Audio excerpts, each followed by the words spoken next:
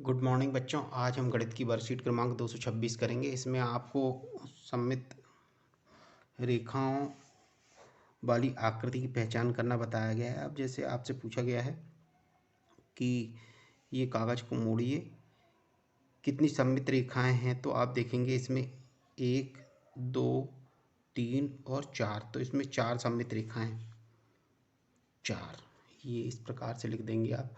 अब दूसरे में आपसे पूछा गया नीचे दी गई आकृति में प्रत्येक की सममित रेखाओं की संख्या ज्ञात कीजिए। तो इसमें आप देखेंगे कि ये जो है समषष्ठभुज है।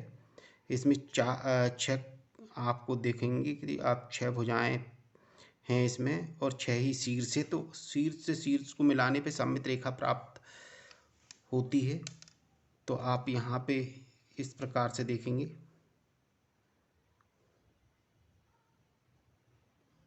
ये एक सममित अक्ष है। इसी प्रकार से आप देखेंगे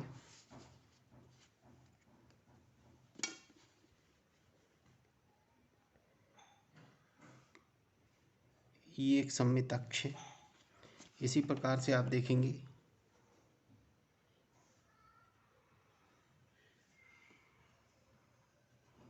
ये एक सममित अक्ष। इस प्रकार से आप देखेंगे तो कुल इसमें 3 सममित अक्ष आपको निकल के आएंगे। तो ये जो आकृति है इसमें 3 सममित अक्ष। अब ये वाली आकृति, ये दूसरी आकृति आप देखेंगे तो पाएंगे कि इसमें आप देखेंगे 1 2 3 4 5 5 कॉर्नर हैं।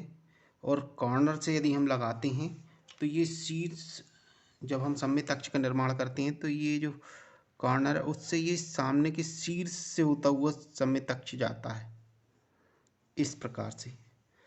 तो आप ये देखेंगे कि इसमें कितने कॉर्नर हैं, तो 1 2 3 4 5। ये कितने गर्त हैं, तो 1 2 3 4 5। तो ये 5 जो कॉर्नर हैं या बोल सकते हैं गर्त हैं। तो इस प्रकार से इसमें कितने सममित अक्ष खींचे जा सकते हैं, तो वो हैं कुल 5। इसी प्रकार से अब ये आकृति में देखते हैं तो ये आकृति आपको देख के ही समझ में आ रही होगी कि ये एक वर्ग की आकृति है। इस वर्ग में कितने अक्ष खींचे जा सकते हैं, तो वर्ग कोई भी हो उसमें आप एक ऊर्ध्वाधर, एक क्षैतिज और एक इस साइड से विकर्ण और इस साइड का विकर्ण। तो इस प्रकार से आप देखेंगे कुल 4 सममित अक्ष का निर्माण किया जा सकता है। वो किस प्रकार के होंगे, एक ऐसा, दूसरा इस प्रकार का, तीसरा इस प्रकार का और चौथा इस प्रकार का। ये बहुत आसानी से कर सकते हो। इसी प्रकार से इसमें आप देखेंगे तो ये भी एक वर्गाकार है, इसमें भी आप 4 सममित अक्ष का निर्माण कर सकते हैं। अब इसमें हम देखते हैं तो ये एक स्टार का चिन्ह है। स्टार में आप कितने कर सकते हैं, तो आप देखेंगे इसमें कुल शीर्ष 1 2 3 4 5 6 शीर्ष हैं। 6 शीर्ष से यदि हम निर्माण करते हैं तो ये देखते हैं हम इस प्रकार से, ये शीर्ष से होते हुए जो है सममित अक्ष गुजरता है। इसी प्रकार से ये शीर्ष से, इसी प्रकार से ये शीर्ष से। तो आप देखेंगे कि कुल 6 शीर्ष हैं, तो 3 अक्ष जो हैं वो सममित अक्ष हो जाएंगे। लेकिन हम देखते हैं गर्त, तो गर्त से होते हुए भी सममित अक्ष गुजरता है, जैसे इस प्रकार से। तो गर्त कितनी है वो भी आप देखेंगे, पाएंगे कि 6 हैं। तो 2 2 गर्त से मिलके एक सममित अक्ष बन रहा है। तो 3 वो, तो 3 और 3 6 इसमें कुल सममित अक्ष की संख्या होगी। इस प्रकार से आप इसमें सममित अक्ष की संख्या निर्मित कर सकते हैं बहुत ही आसानी से।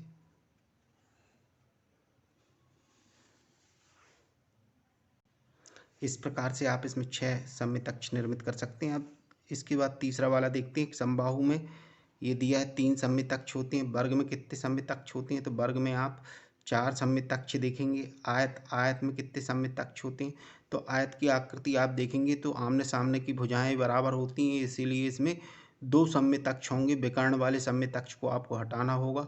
समद्विबाहु त्रिभुज में समद्विबाहु त्रिभुज में दो आमने सामने की भुजाएं बराबर होती है तो शीर्ष से आप आधार की साइड जो लंब डालेंगे वो ही एक सममित अक्ष होगा। तो इस प्रकार से इसमें एक ही सममित अक्ष होगा।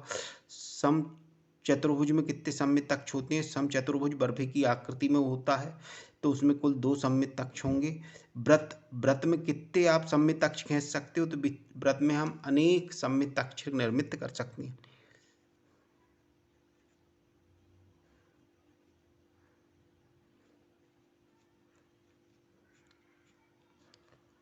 अक्ष का निर्माण कर सकते हैं। इस प्रकार से पुनः देखिए, व्रत में अनेक सममित अक्ष होते हैं। सम चतुर्भुज में सिर्फ और सिर्फ 2 सममित अक्ष होते हैं। समद्विबाहु में एक होता है। आयत में 2 सममित अक्ष हो जाएंगे, विकर्ण को छोड़ दो। वर्ग में विकर्ण और ऊर्ध्वाधर और क्षितिज, इस प्रकार से कुल 4 सममित अक्ष होते हैं जो कि आप यहाँ पे देख चुके हैं। समबाहु त्रिभुज में उन्होंने स्वयं ने ही लिखा है, कुल 3 सममित अक्ष होते हैं। इस प्रकार से आप ये वर्कशीट भी बहुत ही आसानी से कंप्लीट कर सकते हैं। धन्यवाद।